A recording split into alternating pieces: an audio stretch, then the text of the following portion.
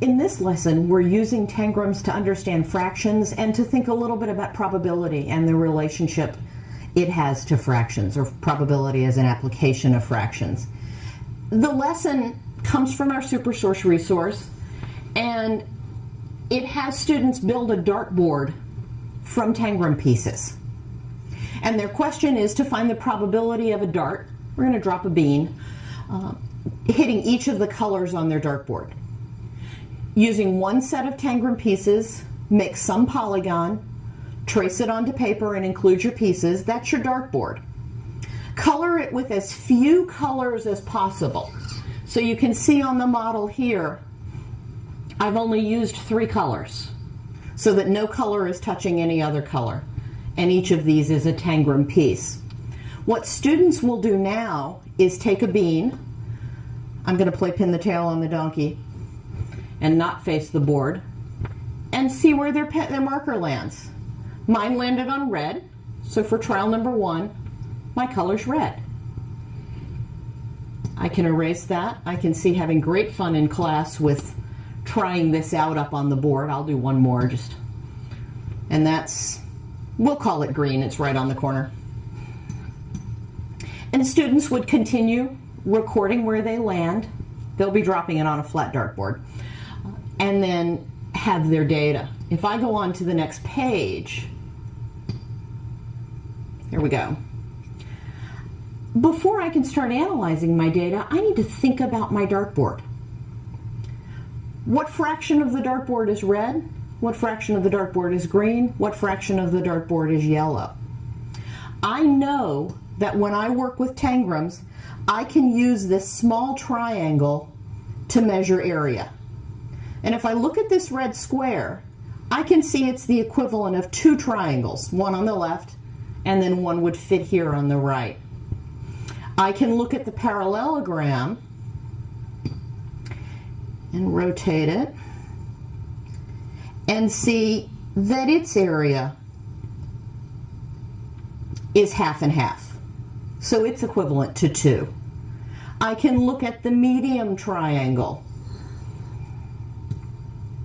and see that it's half and half. And then if I look at the large triangle here, I can see that it's 4 small triangles.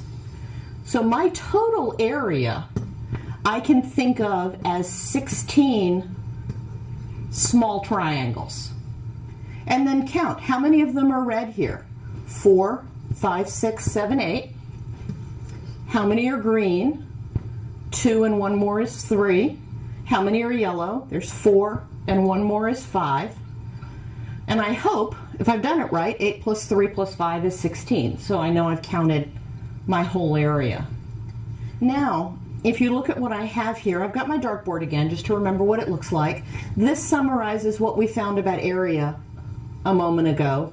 Red is 8/16, green is 3/16, yellow is 5/16. And I played a round of the game and dropped 16 beans on my flat board, and here's what I got. Red 9 times, green 4, yellow 3. I can record those as fractions.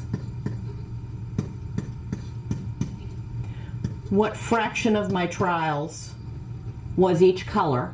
And I want to compare these fractions to the fractions over here.